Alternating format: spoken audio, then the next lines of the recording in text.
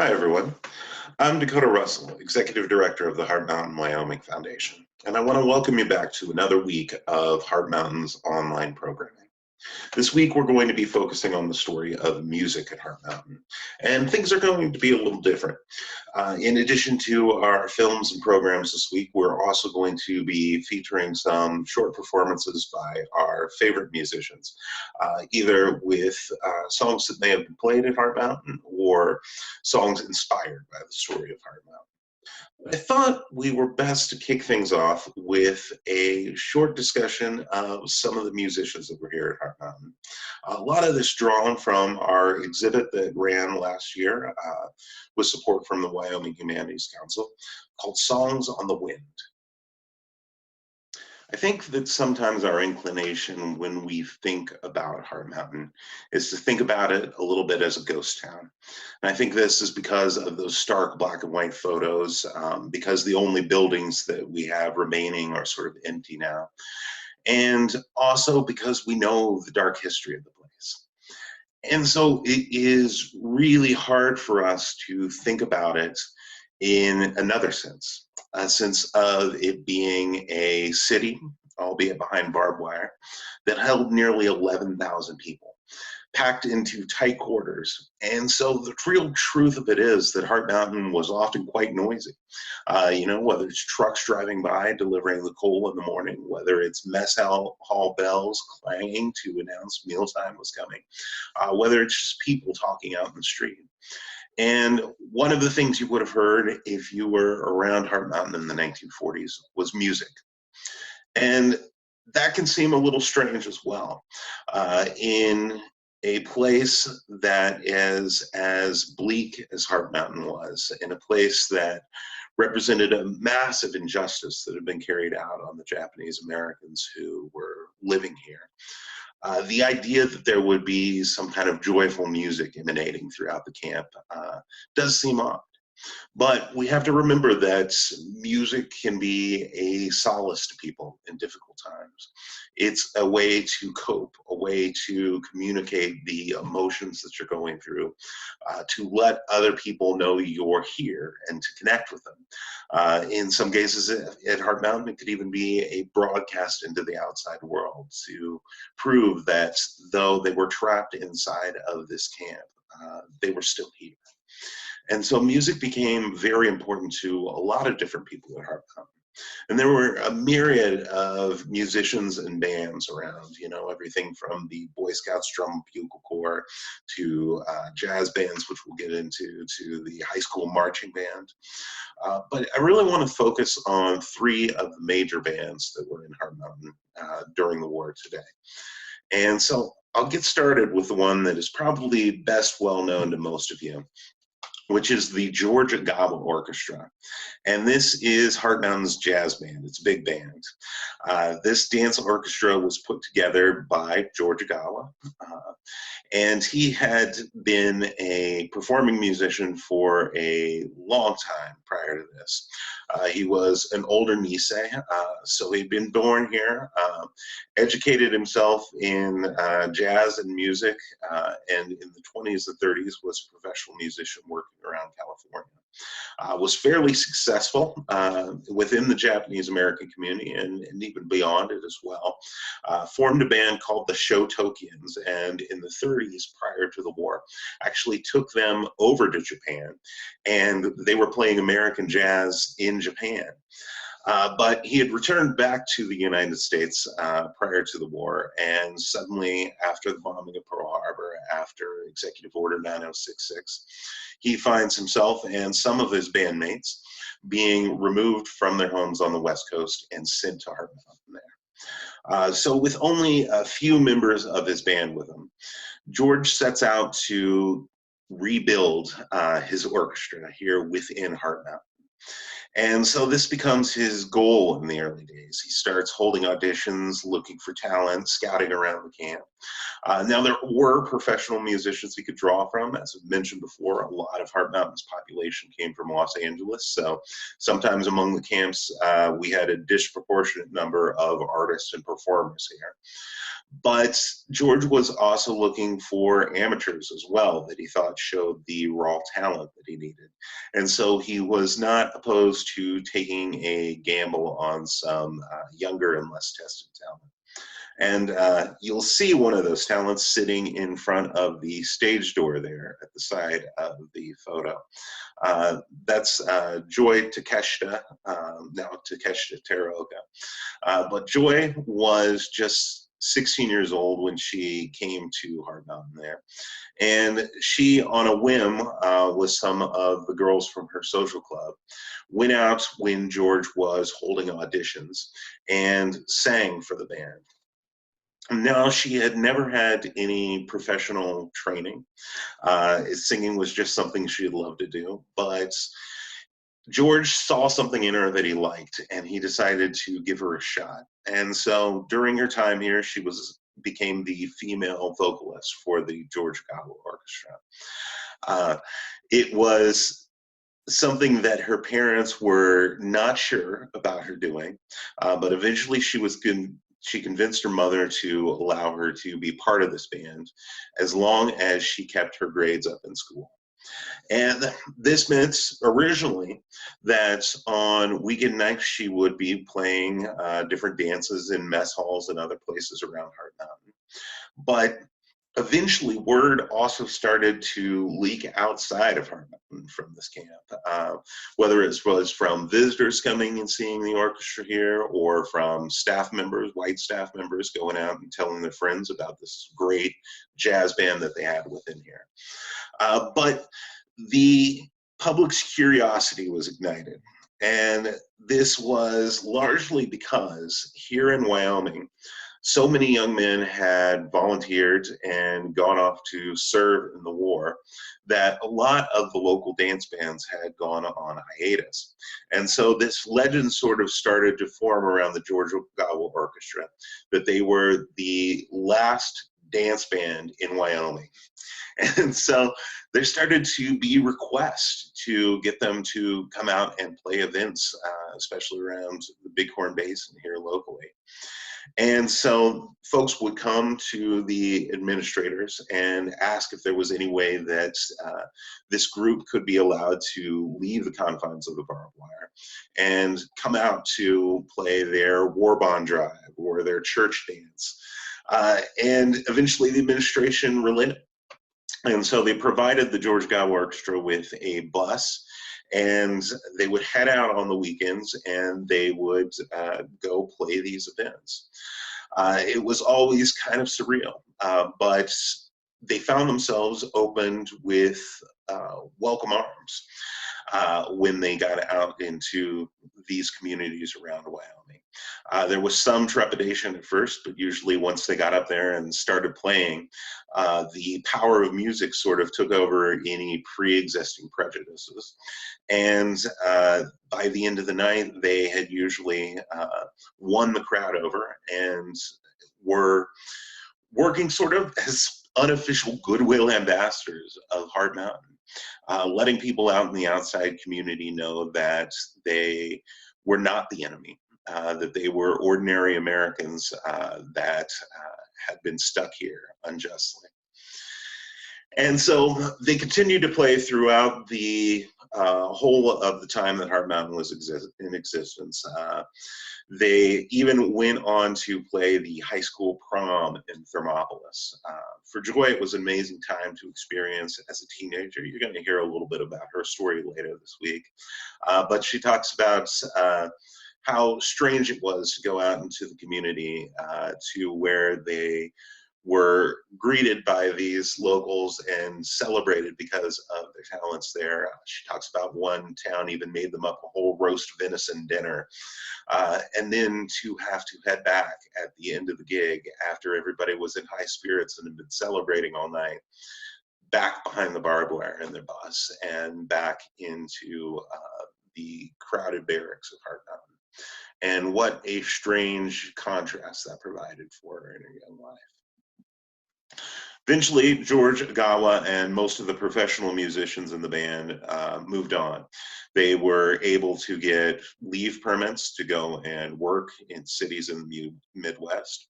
And so they left Heart Mountain and left the band behind. But fortunately, because George devoted so much time to training young talent, they were able to move up a bunch of the younger guys, guys that had played in the high school band there, that had also started out with the George Gawa Orchestra, into positions where they could start leading the band as well. And so, under the leadership of Tets Besho, who you might have seen us mention when we were talking about Lane Kano a little while back, he was sort of a virtuoso clarinet and saxophone player.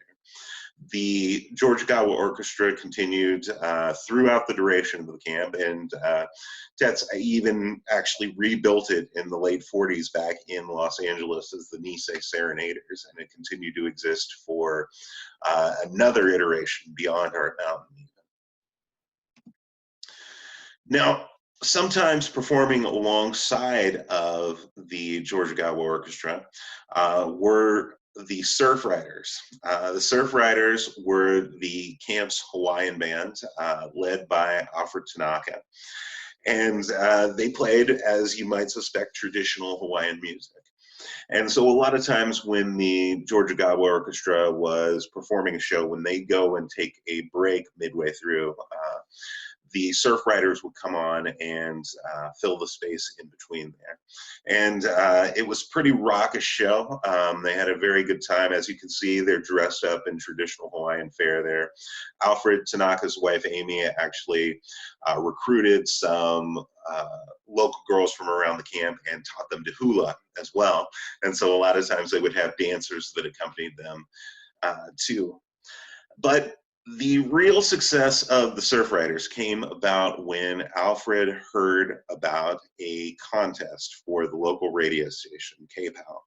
KPOW was an AM station based in Powell there, and it had actually just gotten started the year before in 1941 there. And so they were a very young station, a lot of cowboy music, but they were always looking to kind of fill out their programming lineup there. And so they actually did an event and held auditions to have a regular program on KPOW. And so Alfred Tanaka went to the administration. He sought permission to go out and audition the Surf Riders for a feature on KPOW, and took them out there. The audience was blown away there in Powell. They had never really heard anything like this Hawaiian music. And so suddenly, every Thursday night, weekly, you got Alfred Tanaka and his Surf Riders performing traditional Hawaiian music out on the airwaves, broadcasting all around the Bighorn Basin. And so once again, you had the folks from the camp sort of reaching out into these local communities and expressing who they were and letting people know that they were out there through the power of music. Now, the third and final band I wanted to talk about today was a little more traditional band. And this band played a little more within the confines of Heart Mountain. They didn't get out into the local community as much, but they were especially celebrated within Heart Mountain, and especially by the Issei generation, the older immigrant generation that left Japan and come here. That was the Heart Mountain Mandolin Orchestra. So mandolin orchestras actually got started in Europe. They became really popular in the 1880s and 1890s there, but were very quickly exported across the world. Were popular in Japan in the late 19th century, as well as in the United States. After World War I, their popularity sort of started to wane in the United States, but they continue to be popular within Japanese culture there. Now, the Heart Mountain Mandolin Orchestra was actually led by a Nisei guy, again, an older Nisei, though, so a little more based in the old cultural traditions of Japan than some of his younger counterparts there. But his name was Robert Takahiro Kai. And he decided that he wanted to bring some music to Heart Mountain, bring something a little more traditional, something that would appeal to the Issei and the older Nisei within camp. And so he started a mandolin orchestra. Now, traditionally, a mandolin orchestra usually has different types of mandolins. Sometimes you'll get a guitar thrown in the mix there.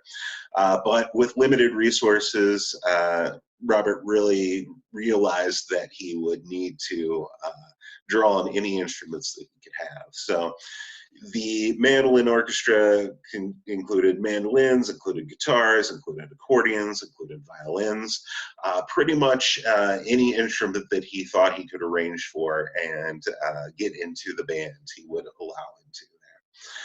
What you are seeing right here is actually a page from the songbook of Min Yamada, who was the singer in the mandolin band. He was actually only 21 years old when he came to Heart Mountain. But because of him, we know a lot about what the mandolin band was doing. He, in addition to having the songbook that he had illustrated, which tells us not only some of the kinds of songs that they were playing, but what was going through the mind of a young man. A lot of his sketches are mixes of traditional Japanese scenery and then things that he's seeing around him here in Wyoming. But we get a good sense of the activities of the band, what they were playing, what they were working on. He also has a scrapbook that is in our collection with many, many photos of the band at their performances and what they were doing. Another prominent member of the mandolin orchestra, you can see right down here in the very foreground right there, tuning up her violin, and that's Estelle Issei. She is also the one that painted this watercolor right here. It's one of the few times that Estelle actually portrayed herself in one of her paintings or sketches of Heart Mountain. So Estelle, some of you may have heard of, is a really interesting story. She was white. Her husband, Arthur, was Japanese American. And so when he was sent to Heart Mountain, she wrote the government and got permission to voluntarily join it here. But it was only under the condition that she would be treated like any other incarceree at Heart Mountain. And so she was voluntarily incarcerated and spent much of her time sort of documenting the story of the camp throughout her artwork. But she also was a violin prodigy, had played since she was a very young girl. Her family was steeped in it. Her mother actually sang opera. Her father was a piano player and actually a multi-instrumentalist. And so Estelle came by it natural, but also has some very major talent, even as a young girl there. She had left it behind a little bit as she went on to focus on her artwork as she became an adult. But when she was inside Heart Mountain, she brought her violin with her and very much wanted to get involved there. And so she joined the Heart Mountain Mandolin Orchestra. And she had a good experience with these folks. You know, it was one of the major ways for her to interact and become involved in the camp rather than just sitting on the sidelines and kind of drawing things there. There was a little bit of the language barrier. A lot of the folks in the mandolin band naturally were Issei, and so sometimes it could be hard for her to understand what she wanted, but it was an especially rewarding experience for her. And in this painting, Mess Hall Shabai, she is depicting the pretty natural environment of the mandolin orchestra. This is actually in a Heart Mountain mess hall that's been set up here. They've sort of moved all the tables to one side and erected a little makeshift stage in the corner. And so we see they've got a little backdrop of scenery out on the stage, and you see some traditional dancers out there. And then the mandolin orchestra is waiting back in the wings right here, tuning up, getting ready to go on stage. And this is actually pretty typical. The mandolin orchestra often performed accompanied by traditional dancing by Michiko Aseri and her dance troupe. And Michiko actually built basically from scratch a traditional Japanese dance troupe, pulled costumes wherever she could get them. A lot of times she'd go to the women who had worked as waitresses in traditional Japanese places before the war and had brought their kimonos with them and was able to borrow those and set up her dancers with whatever makeshift traditional costumes she could come up with. And that may very well be Michiko right there applying makeup to that young girl that you see in the foreground there. So the mandolin orchestra would play some more traditional mandolin music, but they also played a lot of traditional Japanese music that these folks could dance to. And so you would see a number of dances as well as classical pieces that ranged throughout their performances. So really a very versatile band, a very talented band. And even though they did not have the same kind of widespread appeal outside of the camp that maybe the Surf Riders or the Georgia Gobble Orchestra did, they were a means of preserving traditional culture within the camp. And when you really think about it, and the situation at the time, and when the government was very much intent on erasing any aspects of Japanese identity within the incarcerees there, and really closely censored and watched any activities that they viewed as traditionally Japanese or suspicious. Things like the mandolin band, things like Michiko Asari's dance troupe, really helped to preserve the culture throughout these war years and make sure that part of that Japanese American identity was carried down to the younger generations. As I said at the outset, these three bands only represent a small portion of the music at Art Mountain. And the rest of this week, we're going to spend exploring some of the other stories there, digging a little deeper into these stories. And as I said, looking at the way that music has continued to be a way to tell the story of the camps and of the Japanese American incarceration. So stay tuned in this week. If you have any questions for us, feel free to leave them down in the comments. We'll be down there to answer them. And we'll talk to you soon. Thanks for tuning in.